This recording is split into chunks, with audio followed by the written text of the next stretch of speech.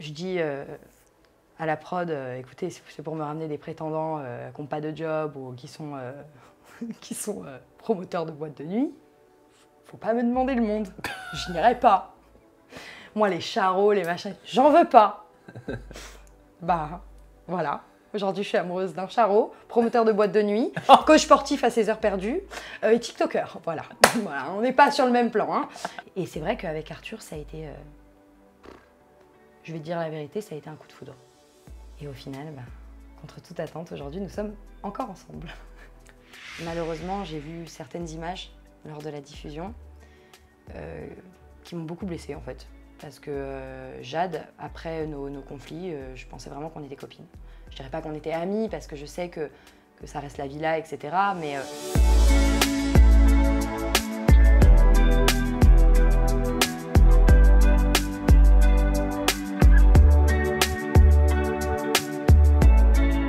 Bonjour Rosanna. bonjour Sam. Ça va? Oui, ça va. Les yeux rieurs, le grand sourire. Ah bah, Ça veut dire que tu es contente d'être avec moi? ah bah énormément. En toute intimité, finalement, c'est un peu le Graal pour ceux qui commencent la télé. Donc, C'est gentil très ça. ravie que tu m'aies invitée. Et Vraiment. ravi de te présenter à toute ma communauté. Ah bah, très On t'a contente. découvert, on t'a suivi sur TFX dans la villa.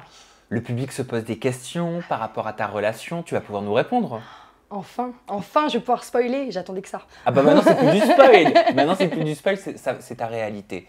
Mais je te propose Rosanna de commencer par les bases. Apprenons à nous connaître. Avec plaisir. Parle-moi de toi. Parle-moi de la jeune fille que tu étais, que tu es, que tu seras. Avec plaisir. Alors, bah, moi, c'est Rosanna, 24 ans, anciennement agent IMO.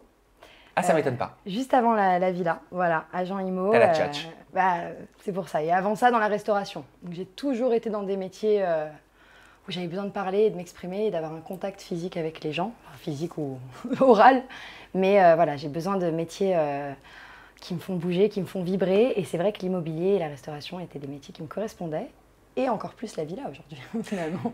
Rosanna, tu as ta pleine singularité et ton unicité, mais tu me fais penser par moments, je ne sais pas si ça vous le fait, à une personnalité connue du public de la télé de divertissement. Mélanite. Oui, un petit peu, je trouve. Tout le monde me dit ça. Tout le monde, énormément dans mes commentaires, que ce soit sur Instagram, sur TikTok, sur Twitter, tout ce qu'on veut. Beaucoup de messages disant comme quoi je ressemble beaucoup à Mélanite. Pour moi, c'est un compliment. Alors, je dis plus en général, je suis plus Méladay parce que je suis pas du tout de la night. Ah ok. Mais très belle comparaison. T'aimes bien sa personnalité? Moi, j'ai toujours aimé, j'ai toujours essayé de trouver le bon dans chacun, etc. J'ai jamais vraiment jugé. J'adore la télé-réalité. J'ai toujours adoré la télé-réalité et Mélanie faisait partie des nanas qui m'ont fait toujours énormément fait rire et donc ça me fait très plaisir qu'on me le dise. Mais t'as un caractère, toi aussi, qui va jusqu'au bout. J'ai l'impression que je l'entends, t'as une voix déterminée. Bah, alors, je pense pas avoir autant de caractère que Mélanite. Je pense que je suis un petit peu plus en retrait qu'elle, de ce que j'ai vu. Bien sûr, je la connais pas personnellement, mais de ce que j'ai vu en tout cas à la télé. Maintenant, apparemment, ça fait pas l'effet comme ça à tout le monde, donc bon, voilà. Mais c'est vrai que oui, j'ai pas peur d'aller au front. Ouais, ça s'entend. Ça s'entend, ça se voit aussi. C'est plutôt cool. Je pense que c'est une personnalité quand même qui est très vraie, Mélanite, qui a toujours été très sincère dans ses sentiments et dans sa manière de penser. Et si c'est comme ça qu'on doit me comparer, alors je suis très contente. Et d'autres t'ont comparé à Julie Bertin. Et on m'a comparé aussi à Julie Bertin, donc pour le coup, qui a fait aussi la villa de la saison précédente, je crois. Et on m'a dit voilà, que je ressemblais beaucoup à Julie, mais je crois que c'est aussi un peu la voix. La voix un peu éraillée, la Voilà, voix un parce peu que cassée. dans la villa, j'ai la voix cassée durant tout le tournage. Donc pour un premier tournage de télé, avoir la voix cassée, Il t'appelait le cendrier, c'est ça? il m'appelle le Sandar, ouais. Ah, le sandar. C'est joli. Le Sandar, c'est joli, c'est joli. C'est Tata poétique. Clopio pour les intimes, voilà. Tata quoi? Tata Clopio. Tata Clopio. Ok. Donc sympa, voilà. T'es parisienne? Je suis parisienne. Une vraie parisienne? Vrai depuis mes 16 ans. J'ai voyagé un petit peu partout. Je suis née à Paris, mais j'ai vécu pendant 10 ans en Picardie, dans ma maison familiale avec mes parents. Et par la suite, en 2008, on a déménagé en Tunisie, là où j'ai vécu pendant 6 ans, pardon. Ok. Et je suis rentrée du coup à mes 16 ans à Paris. Donc j'ai vécu quand même voilà, un petit peu partout. Et quand je suis rentrée à Paris, je suis partie vivre à Hossegor, en Martinique, un peu partout. Donc je suis un peu une enfant du monde finalement. T'es une globe-trotteuse. Exactement. En parlant d'enfant du monde, comment tu l'as vécu ton enfance? Elle ressemble à quoi? Mon enfance, elle ressemble à une enfance de rêve. Voilà, j'ai eu des parents qui ont été absolument géniaux avec moi, une maman qui s'est sacrifiée. Et comme je le dis dans la villa, ma problématique «je m'oublie en amour» est aussi due à mon éducation. Ma mère s'est beaucoup oubliée pour nous rendre heureuses et pour toujours qu'on soit épanouis. Mon père, pareil. J'ai une grande sœur qui, pareil, a toujours été là pour moi, donc j'ai eu une enfance absolument fabuleuse. Vraiment, malheureusement, c'est pas avec moi que je vais te dire que mais j'ai c'est vécu pas des atrocités. c'est pas ce que j'attends de toi. Par contre, ce que j'aimerais savoir, c'est comment ça se fait que ta mère, elle s'est autant oubliée pour vous? Ma mère a un caractère comme ça, un peu avec tout le monde. Souvent, on lui dit « t'es trop gentille ». Et ça a été le cas, en tout cas avec moi, parce que j'étais une adolescente assez virulente. Et pourtant, elle a toujours été là pour moi. Lorsque mes parents se sont séparés, forcément, ma mère avait un petit peu moins de moyens. Et pourtant, ma vie ne changeait pas. Pour moi, c'était comme si rien n'avait changé, alors que maintenant que je suis adulte, je comprends que certaines choses avaient changé, mais ma mère ne voulait jamais me montrer que les choses étaient en train de changer, ou qu'elle avait moins de moyens, ou qu'on allait vivre une vie un petit peu moins confortable, ou quoi que ce soit. Rien de tout ça. J'étais entourée à l'époque en Tunisie des personnes les plus riches de la Tunisie, parce que j'étais dans un lycée français. Et donc en général, ça attire le monde un peu, l'élite tunisienne. Et donc j'étais entourée de nanas qui avaient des nouveaux sacs, des nouvelles chaussures, des machins. Et moi pareil, alors que j'avais pas du tout les mêmes moyens. Et pourtant, ma mère ne voulait pas que je voie la différence entre eux. Donc elle m'a toujours mis sur un piédestal et je la remercie pour ça. Quand on est mise, étant enfant, beaucoup sur un piédestal, quand on est beaucoup protégé, quand on est beaucoup couvé, quand on est... Alors, il n'y a pas trop d'amour, hein. Je ne pense pas qu'il y ait trop d'amour, mais quand on a beaucoup d'amour, est-ce que tu penses que ça peut conduire justement à s'oublier soi-même en amour? Finalement, moi, j'ai été éduquée comme ça. C'est-à-dire que j'ai inconsciemment, puisque je n'étais pas vraiment au courant que ma mère s'oubliait pour moi, mais inconsciemment, j'ai été éduquée avec ce don du sacrifice un peu. Ouais. Et même mon père, pareil, a eu une enfance assez compliquée. Donc quand il a commencé à gagner de l'argent et pour avoir protégé sa famille, il nous a énormément gâtés, etc. Parce que pour lui, c'était quelque chose qu'il n'avait jamais pensé pouvoir faire.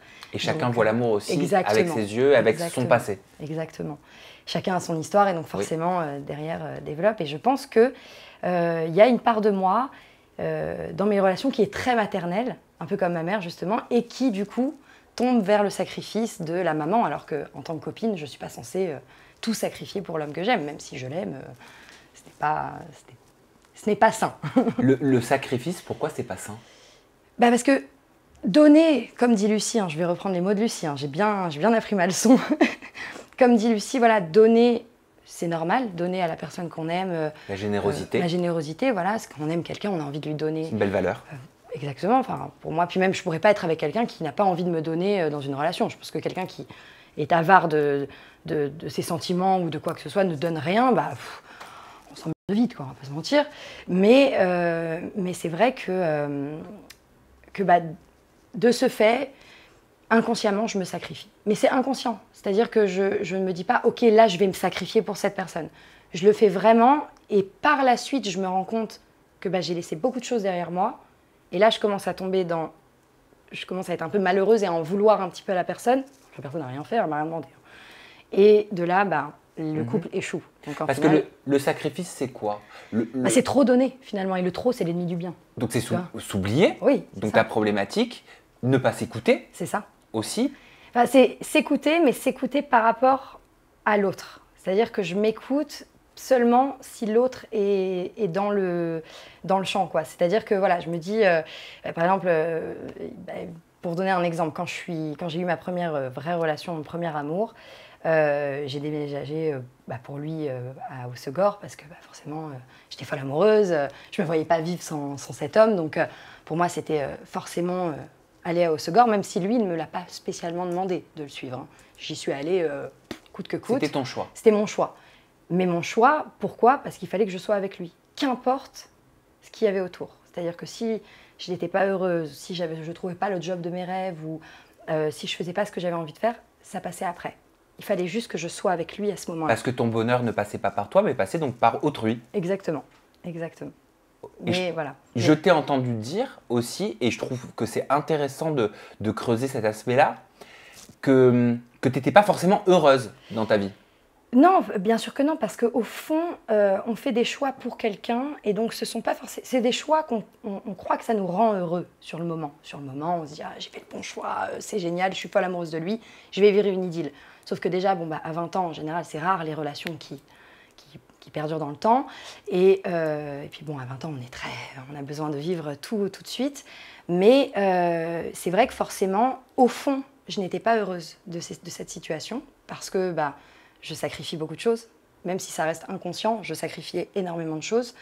D'ailleurs, j'ai sacrifié mes études pour rester dans la restauration, parce que cet homme était dans la restauration. Enfin, même si j'adorais ce métier, je ne sais pas si aujourd'hui, si j'avais été avec cet homme et si je m'étais un petit peu plus écoutée, et si j'avais vraiment pensé à moi à ce moment-là, est-ce que j'aurais eu cette vie-là? Tu regrettes Non. d'avoir sacrifié tes études? Non. Tu faisais quelles études? Non, je faisais pas d'études, mais j'avais pour projet de reprendre mes études. Ok. Et finalement, bah, je les ai mis de côté pour partir à Hossegor. Tu voulais aller dans quel domaine? Dans le domaine du marketing communication. Ouais.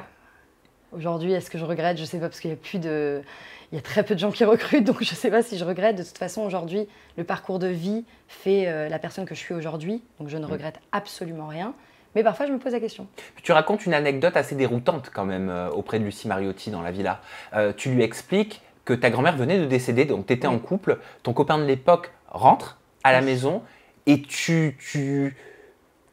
en fait, tu lui apportes de l'attention, mais tu ne lui expliques pas ce qui t'arrive, tu ne lui dis pas que ta grand-mère est décédée, tu le mets de côté. C'est ça. À son profit. Alors, pour défendre, entre guillemets, ce mec-là, lui, il détestait que je ne lui parle pas et que je me mette trop de côté pour lui. Et toujours, il me répétait « mais arrête, toi aussi t'es importante, etc. » Mais c'est quelque chose que je fais inconsciemment. Et donc, le jour où j'ai appris donc, que ma grand-mère était sur le point de décéder, il est rentré, il a un très gros problème à la jambe, c'est un très grand sportif. Et donc pour lui, c'était vraiment un désarroi le plus total de ne pas pouvoir faire de sport. Et donc sur le moment, j'y ai même pas pensé à lui dire. C'est-à-dire, c'est même pas moi qui me suis dit non, on lui dit pas. C'est genre, j'y ai même pas pensé. Il fallait juste que je m'occupe de lui à ce moment-là. Et par la suite, j'étais un petit peu mal dans mon coin. Il me disait, mais qu'est-ce que t'as? Je disais, non, rien, tout va bien. Et je lui ai dit, genre 2-3 jours après, il m'a dit, mais c'était complètement folle de pas me l'avoir dit. Enfin, c'est fou de faire ça. Et voilà, c'est moi, je suis comme ça. Enfin, plus. Lucie, si tu me vois, je ne suis plus comme ça. Pourquoi Arthur? Pourquoi Arthur dans la villa? Pourquoi Arthur au début? Pourquoi poser autant ton regard sur lui? Pourquoi Arthur? Oui. Moi aussi, je me pose la question pourquoi Arthur? Mais je vais me permettre de te raconter un petit peu les événements de ma vie avant pour que tu comprennes pourquoi Avec plaisir. Arthur. Donc comme je te disais, la personne pour qui j'ai déménagé à Hossegor, ça a été mon premier amour. Même si je suis sortie avec des garçons longtemps avant, je me suis rendu compte que la première personne que j'ai vraiment aimée, c'était cet homme-là. Et c'était un homme avec qui on vivait vraiment d'amour et d'eau fraîche. Avec qui les projets pro, l'argent ou les trucs comme ça ne rentraient pas dans le cadre. Alors, on était jeunes, mais lui, il ouvrait un restaurant, moi je travaillais déjà, donc on avait une vie, voilà, on avait notre petite vie, mais le principal, c'est qu'on riait. On riait énormément et on s'aimait énormément. Et tout le reste ne comptait pas. Et puis par la suite, lorsque cette relation s'est terminée, je suis sortie avec un homme qui avait beaucoup d'argent. Et par hasard, vraiment par hasard, et quand je suis sortie avec lui, je me suis toujours demandé pourquoi moi. Parce que cet homme-là, il sortait avec des mannequins, avec des machins, avec des trucs de fou. Et moi, bon, je fais 1m60, j'ai quelques kilos en trop, Pardon. Non, mais oui, mais... Pardon. Oui, mais enfin, tu me compares à une mannequin d'1m80, Victoria's Secret, absolument gorgeous. Et non, mais tu peux pas dire... Enfin, si, tu peux le dire parce que c'est ton corps, voilà. Il t'appartient, c'est ton image, c'est ta façon de le voir. Voilà. Excuse-moi, je mets 2 secondes, un petit time-out dans ton histoire. Mais j'en perds les mots, merci. Rosanna. Merci beaucoup. Non, mais merci. Mais voilà, non, mais je le dis pas pour ça. Hein, vraiment, mais je sais que tu le dis pas pour ça. Beaucoup. Mais voilà, dans l'idée, forcément, je suis une femme. N'importe qui sur Terre déjà se compare aux autres. Je suis une femme. Je sais qu'il est sorti avec des mannequins, des Miss Pologne, des machins, des trucs comme ça, etc. Donc, je me demandais vraiment pourquoi moi. Et pourquoi moi? Mais enfin, c'était moi quand même. Donc, ça a été une relation qui m'a beaucoup apporté, parce que c'était un garçon qui a été vraiment là pour moi. D'ailleurs, pour la petite anecdote, c'est lui qui m'a fait rentrer dans la villa. Lui m'a demandé, est-ce que tu as envie de faire la villa? Je lui ai dit, bah oui, pourquoi pas, j'adore cette émission, allez go. Mais donc voilà, pour se dire, on est encore en contact, très bon contact, etc. Mais du coup, ce mec-là, forcément, m'a mis des objectifs, entre guillemets, de vie et de couple qui n'étaient pas les miens. J'ai jamais pensé qu'une femme ne devait pas payer. Et avec lui, il me disait, mais une femme ne paye pas. Donc j'ai pris des habitudes avec cet homme que je n'ai jamais eu. Et par la suite, lorsque j'ai rompu avec lui, je cherchais des hommes toujours à son niveau. Mais son niveau finalement financier, pas forcément son niveau financier que l'argent, mais le mode de vie, l'ambition, une manière de penser qui est quand même très stricte, très droite, mais qui moi finalement me rassurait à ce moment-là. Et je me suis perdue en cochant des cases à chaque fois que je faisais un date, tu vois. Alors lui, ok, il a un bon job, ok, lui il est beau, ok, machin, ok, truc. Et je cochais des cases, Et donc je suis sortie avec des hommes qui cochaient toutes les cases, mais qui ne me rendaient pas heureuse. En tout cas, avec qui je m'emmerdais. Et donc j'arrive dans la villa, je dis à la prod, écoutez, c'est pour me ramener des prétendants qui n'ont pas de job ou qui sont, promoteurs de boîtes de nuit. Faut pas me demander le monde, je n'irai pas. Moi, les charros, les machins, j'en veux pas. Bah, voilà. Aujourd'hui, je suis amoureuse d'un charrot, promoteur de boîte de nuit, coach sportif à ses heures perdues et TikToker. Voilà. Voilà. On n'est pas sur le même plan. Hein. Je chante avec des businessmen, voilà. Mais en fait, Arthur, je me rappelle le premier soir où j'arrive dans la villa. Il était 3e, je suis arrivée en 4e position. Et on est à côté et j'ai senti une énergie hyper rassurante et qui m'a vraiment... je me rappelle encore d'un regard qu'il a posé sur moi en me disant « ça va aller ». Parce que je stressais à fond et il me disait « ça va aller, ça va aller ». Mais je savais que c'était un charrot, je ne m'imaginais pas avoir une longue relation avec lui, mais je pensais qu'on allait être en tout cas de très bons amis. Ou sex friend. mais en tout cas, je ne m'imaginais pas, je ne suis pas le genre de nana qui va dire « ah c'est un charrot, je vais le changer ». Non, jamais de ma vie. Et en fait, au fur et à mesure, plus le temps passait, il faut savoir que dans la villa, le temps passe très lentement, plus le temps passait et plus je redécouvrais ce que j'avais vécu avec mon premier amour 4 ans auparavant, c'est-à-dire juste la simplicité. Oui. De rire, de se parler, de pouvoir se faire confiance à 100%. Alors je ne parle pas de la confiance tromperie et compagnie, on en reparlera, mais je parle de la confiance de pouvoir se livrer à quelqu'un sans se sentir jugé. Tu as raison, il y a différentes façons de voir la confiance. Voilà. Et c'est vrai qu'avec Arthur, ça a été, je vais te dire la vérité, ça a été un coup de foudre. Ça a été un coup de foudre donc quasi mental, instantané. En fait. C'était même pas amoureux, mais tu sais, un coup de foudre humain. J'avais besoin, c'était mon binôme. J'ai eu toutes mes copines, Jeanne, Raya, Kitty, qui ont été mes binômes d'aventure, mais mon vrai binôme, c'était Arthur. Et au début, on se le disait, même si on cherchait, on chamaillait, on aimait bien, etc., on se disait toujours, on finira jamais ensemble, on le sait tous les deux, on le sait tous les deux. Et au final, contre toute attente, aujourd'hui, nous sommes encore ensemble. C'est fou. C'est fou. C'est complètement fou. Quand on connaît maintenant ton histoire, c'est complètement je trouve ça assez dingue. Pour moi, il coche aucune case. Voilà, c'est un mec qui ne coche aucune case et pourtant, ça faisait 4 ans que je n'avais pas été aussi heureuse avec quelqu'un. Mais, alors oui, donc là, tu viens de nous faire une annonce, ouais. mais c'est vrai que depuis Non, mais c'est vrai. Depuis un petit moment sur tes réseaux sociaux, mais moi, je voyais que vous étiez quand même tout le temps ensemble, que vous dormiez ensemble. Enfin, je le comprenais, quoi. Oui. Que tu étais souvent chez lui, que vous vous disiez, bon, allez, on va se dire bonne nuit. Tu vois, hein, c'est vrai. Outre les lives que vous puissiez faire ensemble, oui, etc. C'est ça. En fait, on a eu trop de mal à ne pas le dire. On avait trop de mal à ne pas être ensemble. Alors au début, on se cachait un petit peu plus, c'est-à-dire on faisait croire qu'il rentrait chez lui, machin, moi je coupais le truc, etc. Le lendemain, plein de fois où il a fait genre « Oh les gars, je vais sonner chez Rosanna ». D'ailleurs, désolé à ceux à qui on a menti. Voilà, je vais sonner chez Rosanna. « Oh là là, Arthur est en bas, mais c'est complètement fou ». Non, ça fait une semaine qu'il est à la maison, les gars, désolé.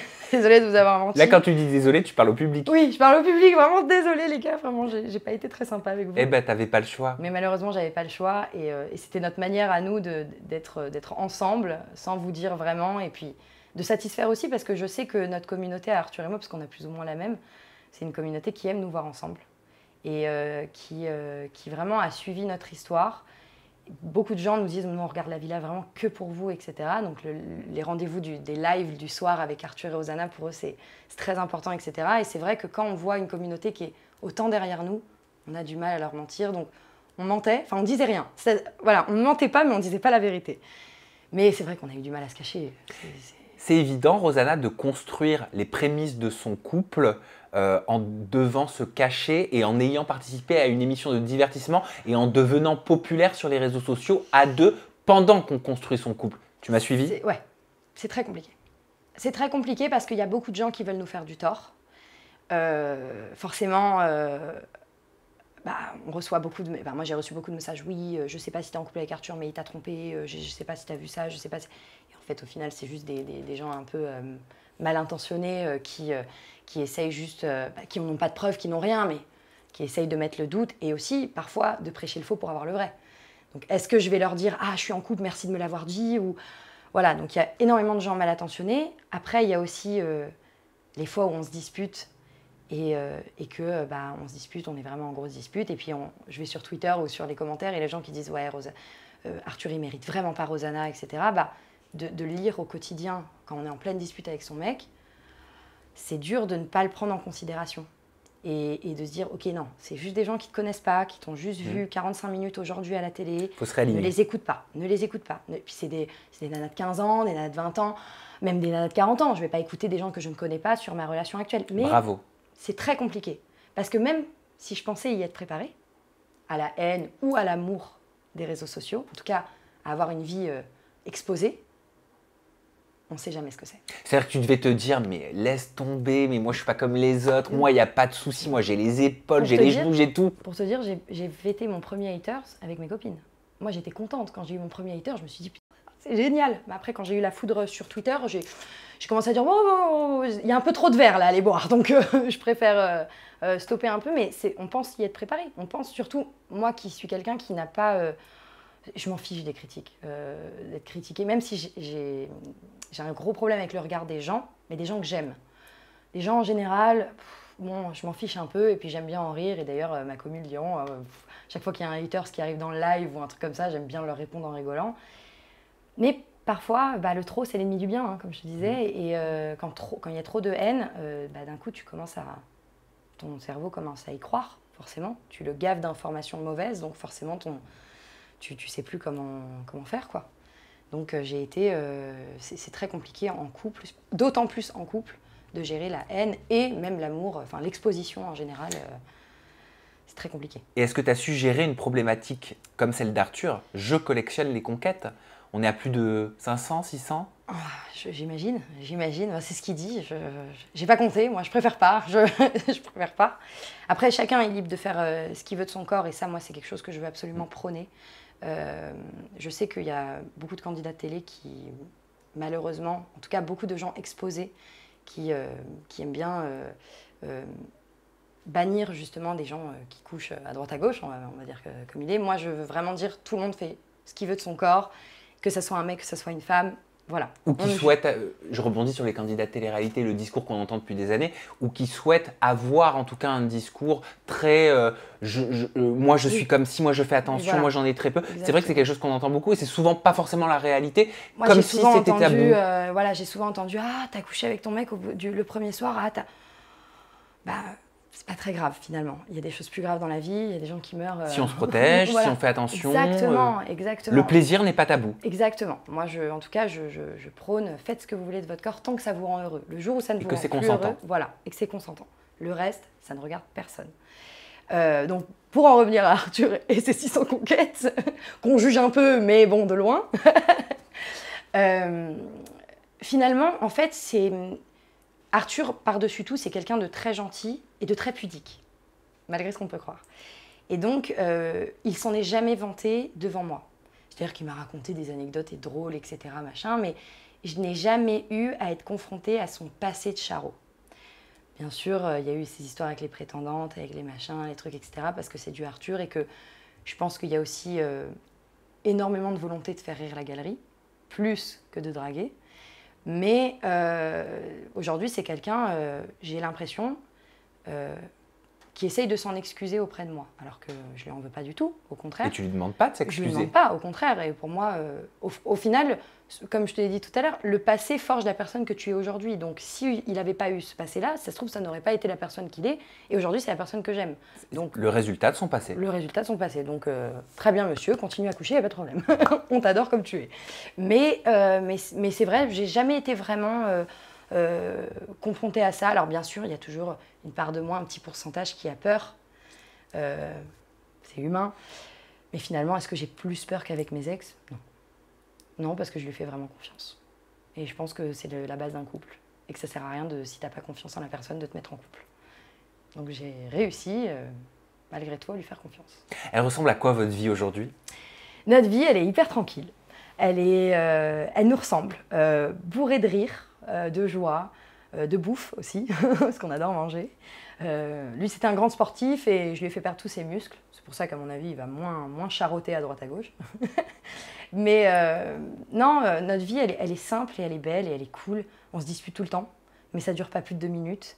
C'est quelqu'un de très généreux, que ce soit dans sa manière d'être, dans les cadeaux ou dans juste bah voilà, dans la parole, dans la confiance. Comme je te disais, c'est quelqu'un à qui je peux me livrer vraiment, à qui il connaît les moindres détails de ma vie, il ne me juge jamais. Tout le temps là en train d'essayer de me faire plaisir. Sa famille est absolument adorable. Ah, tu les as rencontrés? Ouais, j'ai rencontré sa famille. Bah, d'ailleurs, pour la petite anecdote, le premier épisode de la villa, on l'a regardé avec nos 2 familles qui étaient dans la même pièce. Incroyable! Incroyable, vraiment. C'était la première fois moi que je faisais ça. Et lui, pareil. Du coup, bah, lui, pour le coup, oui. Et on a adoré. Et nos familles se sont hyper bien entendues. Et on a compris aussi d'où venait cette accroche qu'on a tous les deux. Parce que finalement, on a une éducation assez similaire. Donc forcément, il y a des liens qui se sont créés de ce fait-là. Ça veut dire que vous vous êtes mieux compris aussi en découvrant vos familles respectives? Exactement, exactement. Et donc ça vous a pas tant surpris que ça en fait? Bah non, finalement, moi quand j'ai vu sa mère, qui est absolument géniale, hyper fun, mais qui a un vrai rôle de maman. C'est pas la maman copine, un peu border. Elle a un vrai rôle de maman comme la mienne, mais qui est très cool et qui est très aimante de ses enfants, qui a énormément donné pour ses enfants. Son père aussi également. Ses parents ont beaucoup donné pour leurs enfants, ont beaucoup travaillé. Donc finalement, on a plus ou moins voilà, cette même complicité familiale. Et j'adore sa famille, il adore la mienne et on est très contents. Les valeurs d'une famille, l'éducation, la foi aussi qu'on peut avoir. Exactement. Est-ce que c'est quelque chose qui est important dans votre couple? Bah, forcément, c'est quelque chose qui est important, je pense, même dans tous les couples en général, parce que ça finit toujours par revenir. Aujourd'hui, moi, j'ai été éduquée d'une manière et ça m'est arrivé d'être avec des hommes qui n'étaient pas du tout éduqués, qui n'avaient pas forcément les mêmes attentes ou la même envie de vivre, etc. Et alors au début, tout est beau, tout est rose, mais quand on commence à rentrer dans le concret, on commence à s'apercevoir des différences. Et c'est là où, en général, ça pose problème. Et c'est vrai que, en tout cas, avec Arthur, pour le moment, ça ne s'est pas posé. Bien au contraire, ça n'a fait que valider notre envie d'être ensemble et notre envie de construire. T'es croyante, toi, Rosanna? Pas du tout. Moi, je ne suis pas croyante. T'es pratiquante? Non plus. Ni croyante, ni pratiquante. Je suis née... J'ai une histoire de vie un petit peu... une histoire de famille qui est un petit peu autour de la religion, un peu bancale. Mon père donc est juif, mes arrière-grands-parents sont morts dans les camps de concentration. Donc l'histoire de la religion s'est un peu arrêtée, en tout cas du côté de mon père à ce moment-là. Et du côté de ma mère, mes grands-parents sont très catholiques, étaient, pardon, pas à leur âme. Et au final, ma mère est devenue, à 17 ans, prof de yoga, anti-religion. Donc mes parents se sont bien trouvés pour le coup, mais j'ai quand même vécu toujours dans une éducation judéo-chrétienne française. Mais c'est vrai que la religion, c'est pas tabou dans ma famille, mais au vu de l'histoire de ma famille, ça n'a jamais été quelque chose, ça n'a jamais été une question de religion. Tu penses que même des générations après, on est marqué par ce type d'histoire qu'il y a eu dans une famille? Pour le coup, 39-45, c'était il n'y a pas si longtemps. Et j'ai encore une grande tante qui est en vie, qui est échappée des camps de concentration. Donc c'est vrai que c'est encore une histoire qui est très présente dans la famille du côté de mon père. Donc voilà, mes cousins s'appellent Paris parce que justement, ils ont changé leur nom pour se cacher, etc. Donc on a quand même un transgénérationnel au niveau de la religion assez douloureux. Donc, c'est vrai que ça n'a jamais fait partie, pour nous, se convertir ou même avoir une religion n'a jamais fait partie de notre éducation. Maintenant, je respecte absolument toutes les religions, vraiment. Je tiens vraiment à le dire parce que je sais qu'aujourd'hui, c'est très important de vivre ensemble, main dans la main. J'ai vécu en Tunisie, donc j'ai vécu dans un pays arabo-musulman, en tout cas maghrébin musulman. Donc j'ai été entourée mais toutes mes copines étaient musulmanes. J'ai moi-même voulu me convertir à l'époque, non pas par foi, malheureusement, parce que j'étais trop jeune pour comprendre réellement l'importance de la foi religieuse, mais parce que voilà, j'avais besoin d'appartenir aussi à un cercle, à ce que mes amis vivaient. Mais du coup, ça m'a apporté énormément, finalement, cette envie de conversion m'a apporté beaucoup de choses, parce que j'ai lu le Coran, pour le coup.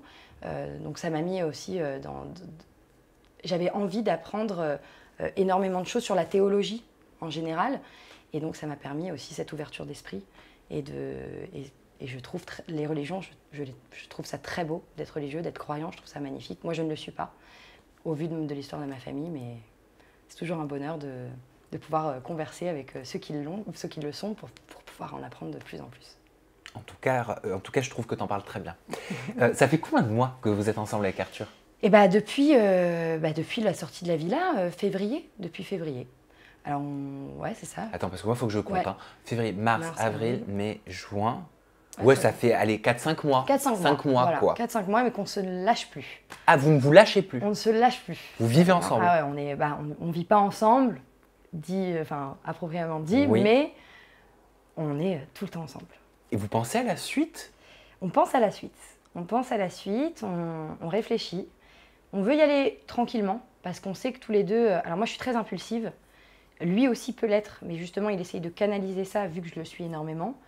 Et donc, on attend un petit peu avant de vivre ensemble ou de faire des projets ensemble, mais en tout cas, si tout se passe bien, c'est ce qui se passera par la suite. Mais vous en parlez? Vous vous êtes freinés aussi mutuellement un petit peu? Oui, parce qu'en fait, au début, on était énormément dans... tu sais, tu vis ton truc, tu vis ton idylle, t'as envie de vivre avec la personne, t'as envie de te marier dans les 2 mois parce que t'es dans ton truc de on est fou amoureux, tout se passe bien. Et puis on a commencé à avoir des petits downs, ce qui est normal parce que faut savoir que la diffusion nous a beaucoup impactés, sans parler du couple, en parlant des 2 personnes séparées. Moi, ça m'a énormément impacté au début. Lui, par la suite, a été très impacté. On a eu des gros moments de renfermement, chacun de notre côté. On n'avait même pas envie de se parler ou de se confier. On avait juste besoin parfois de vivre le truc seul. Et le fait d'être tout le temps ensemble, ça nous a un peu pris parce qu'on avait besoin aussi de moments solo, quoi. On peut se faire la gueule pendant une diffusion? Dans la vraie vie? Alors, dans la vraie vie, mais... Alors, c'est-à-dire... c'est-à-dire tu vois quelque chose, ça fait 3 mois que vous êtes ensemble, personne ne le sait, tu vois une image et en fait, tu lui fais la gueule dans la vraie vie alors que le tournage est terminé, ça fait des mois, non. Je suis désolée, non? Nous, on a eu la chance de... Le fait est, c'est qu'avec la villa, je te parle de tous les candidats même confondus, on s'est tous dit « Bon, alors les gars, tel épisode, je suis pas très sympa avec toi, donc le prends pas mal, c'était sur le moment. » Enfin, on essayait un peu de se rassurer, etc. Et c'était ça qui était marrant. Un peu comme Amandine, qui disait que ça allait trop vite, etc. Exactement.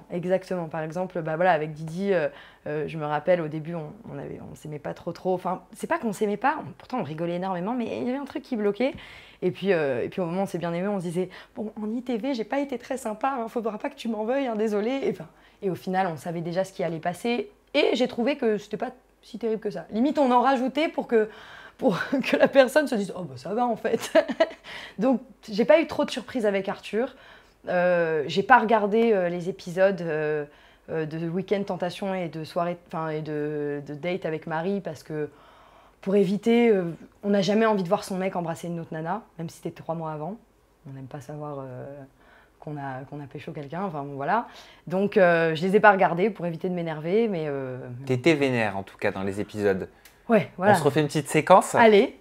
Comme ça tu peux me la commenter après. Cousin, je m'en fous, frère. Vas-y, c'est mieux. Mais sur ma vie, Arthur, t'es une grosse merde. Ici, à la même place, la fois où on était à la table ronde, je te l'ai dit, je suis triste pour toi. Je suis grave triste pour toi parce que tu vas jamais connaître l'amour. Mais la vérité, c'est que tu le mérites pas. Tu mérites rien, tu mérites d'être seule toute ta vie. T'es vénère, hein? Alors, faut savoir un truc, c'est que quand je suis énervée, quand j'ai envie d'être méchante, je le suis. je tape dans le dur. C'est-à-dire que j'y vais à fond. Si je veux te blesser, je vais faire en sorte de te blesser et de... Voilà. J'étais hyper énervée, j'ai été hyper triste surtout. Mais sur le moment, c'est pas de la tristesse qu'on ressent, pas du tout, même si je l'étais. C'était aussi de la honte, beaucoup de honte, que ça soit déjà devant... Parce qu'à ce moment-là, je ne voyais pas, moi, la diffusion, etc. On voit pas, on n'y pense pas au truc des téléspectateurs, etc. Mais juste devant mes amis, devant 14 personnes, voir ça, c'est très dur. J'étais entourée de mes copines qui me rabâchaient tous les jours de le quitter. Et là, je suis face au truc, quoi. Je ne peux rien dire. Donc là, j'ai été pris de court, même si je m'y attendais. Autant de choses, je ne m'y attendais pas. Et donc forcément, là, j'étais là pour en découdre. Vous étiez déjà ensemble, là?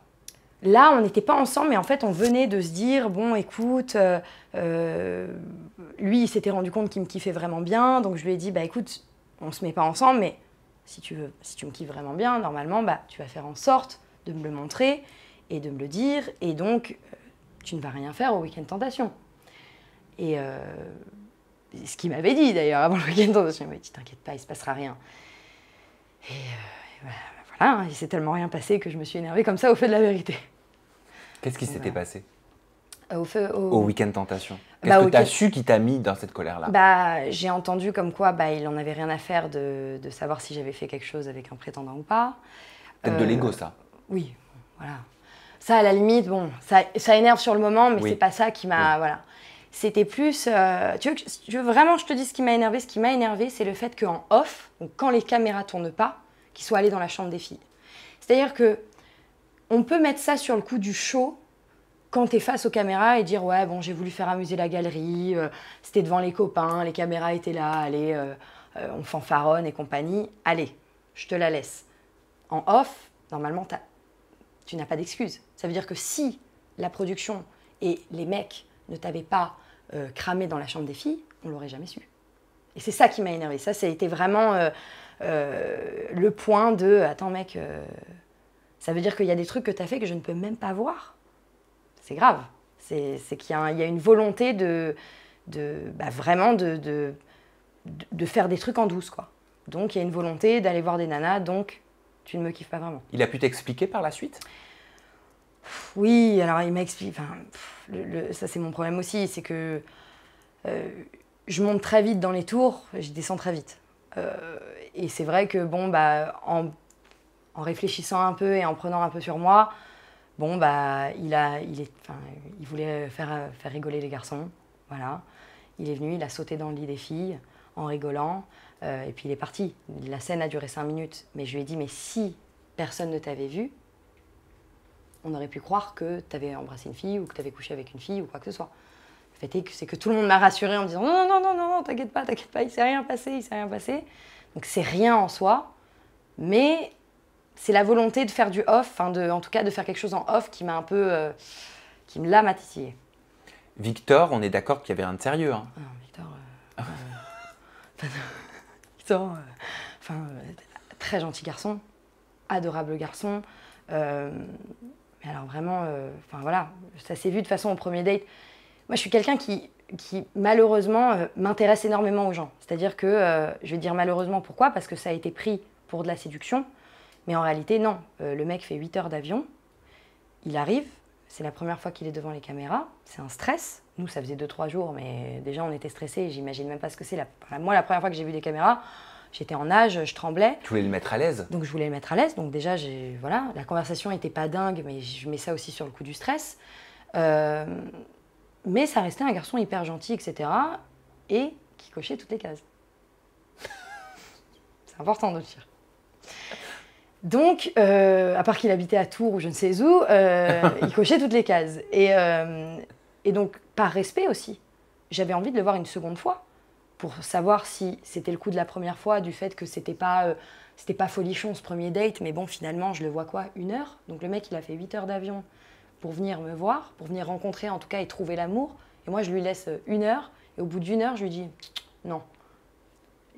Par respect au moins, je me suis dit, creuse un petit peu plus. En plus, le mec coche toutes les cases techniquement, donc creuse un petit peu plus. Quand j'ai creusé, j'ai compris que j'avais pas envie de passer ma soirée avec lui, j'avais envie de passer ma soirée avec Arthur. Mais au moins par respect, j'avais envie de lui avoir fait faire 8 heures d'avion jusqu'au Mexique pour rien, quoi. Il a quand même posé des jours, enfin, il a arrêté de travailler à ce moment-là, et machin, etc. Nan. C'est bien, c'est pas tout le monde qui pense comme ça. Bah pour moi, c'est la moindre des choses. C'est la moindre des choses de au moins donner une micro-chance de plus à quelqu'un qui, oui, peut-être ne te correspond pas, mais en plus, c'est ce que je dis aux filles, peut-être qu'il va correspondre à quelqu'un d'autre. Et on ne sait jamais. Il est venu trouver l'amour, pas forcément avec moi. Donc, voilà. On se fait un petit mot à un candidat? Allez. On passe en revue les candidats de la villa. Allez. Et du tac au tac, tu dis les adjectifs, les mots qui te viennent, les phrases qui te viennent, une anecdote qui te vient. Voilà, tu te fais plaisir. Allez. Lucas. Mon meilleur ami. Toujours aujourd'hui? Toujours aujourd'hui. Laura. Un bonbon. Adorable, un petit ange. Jane. Ma petite sœur. Ma petite sœur, mon amour, vraiment, je l'aime tellement, c'est fou. Et on s'est disputé d'ailleurs il n'y a pas si longtemps et on s'est réconciliés grâce à un épisode de la villa. Et pourquoi vous étiez disputés?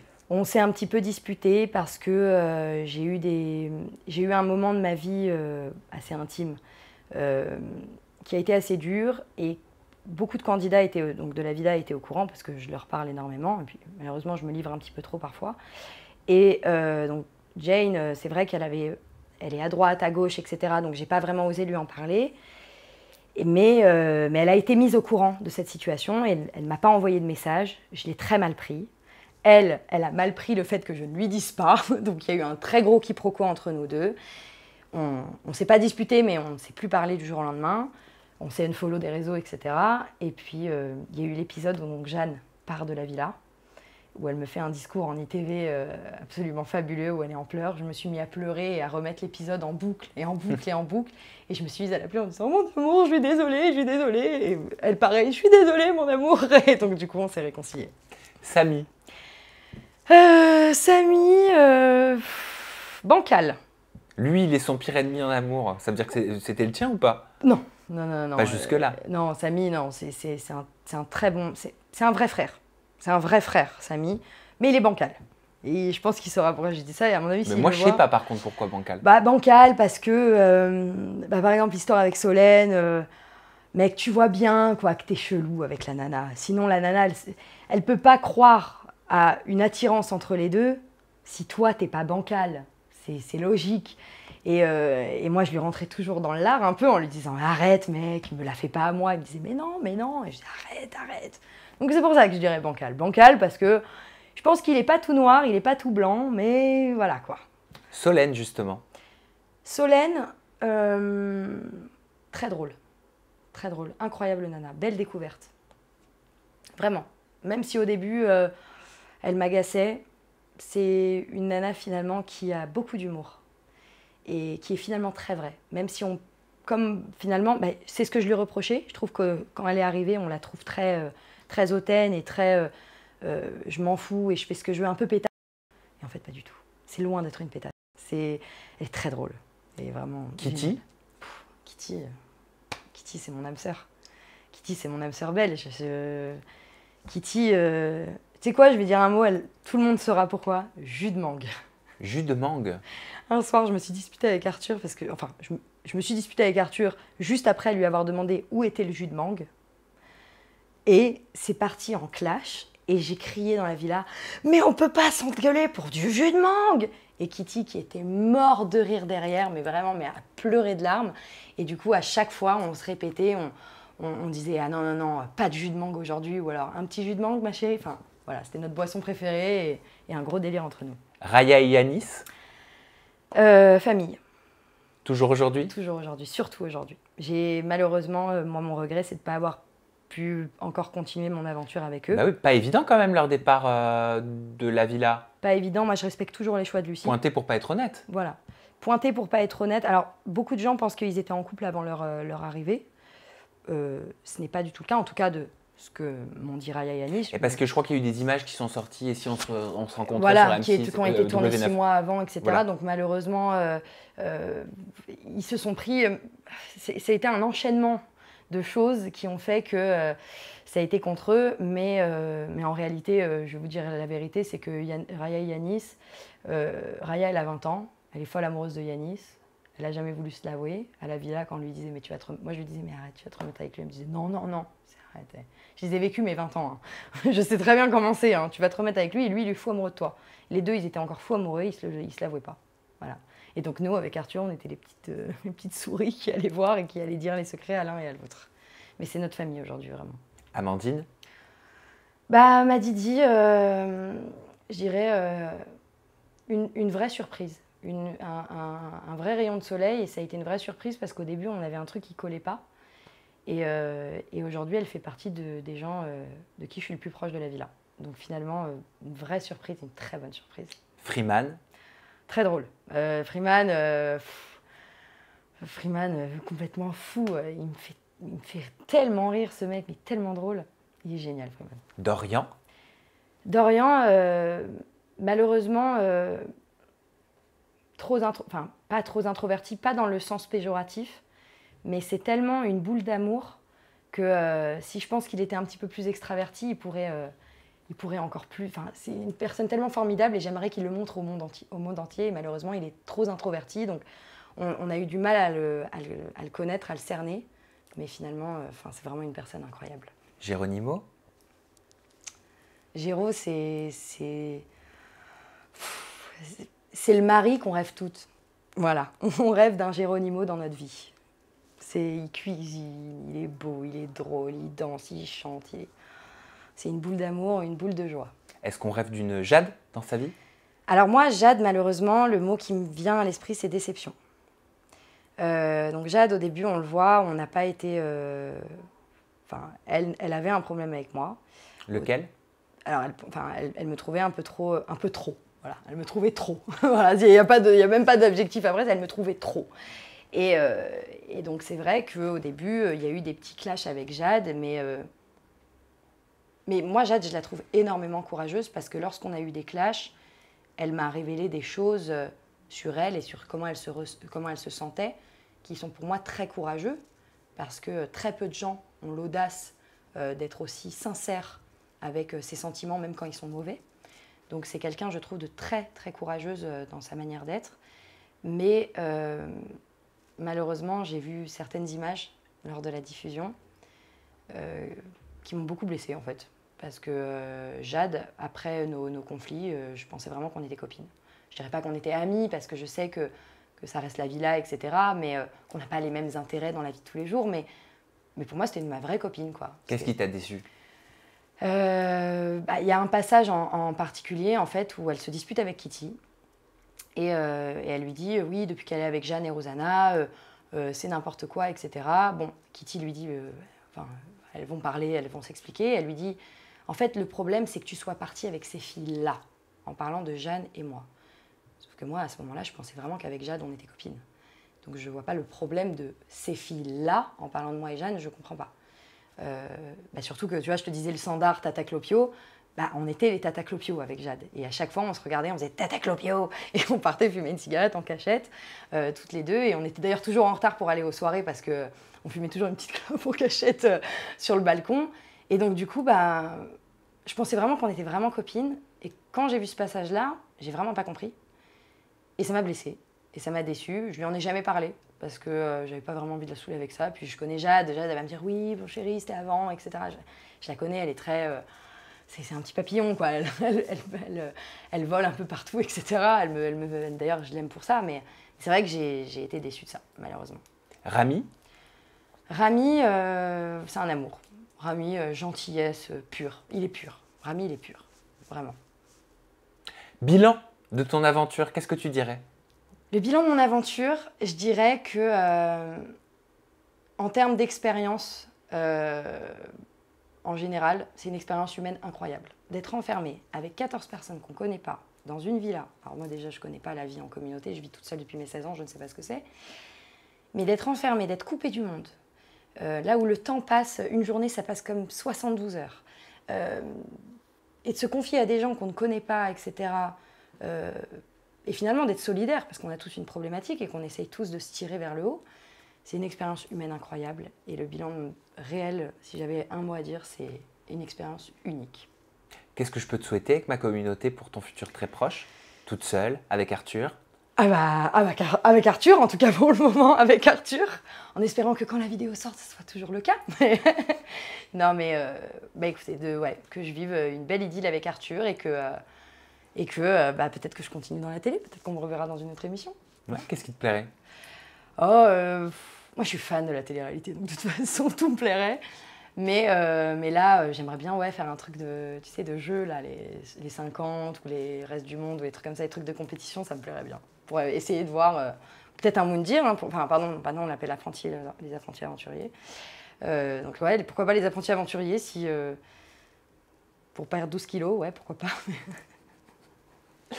Mais voilà. Tu n'en as pas besoin, mais vraiment pas. On verra. Mais je respecte le regard que tu as sur toi-même. Merci Rosanna. Merci. On peut te retrouver sur tes réseaux sociaux. Ton compte Instagram et ton compte TikTok portent le même nom. C'est RoseJGL. Exactement, pour Rose Jagla. JGL. Ouais. Pour Jagla, mon nom de famille. C'est ton nom de famille. Voilà. Ok. Rosanna, moi je vais dire au revoir à tout le monde. Je remercie toute ma communauté pour leur loyauté, leur fidélité, leur bienveillance dans les commentaires. Et je vais te laisser conclure de la façon dont tu le souhaites. Tu as la cam qui est juste en face, tu peux terminer comme tu le veux, Rosanna. Les gars, je vous le dis toujours, merci, vous êtes les meilleurs. Sans vous, on ne serait absolument rien. Ne pensez pas qu'on est des stars, loin de là, c'est vous les stars. Et même les haters, je vous le dis toujours, quand on apporte de l'amour, on en reçoit. Même les haters, je vous aime.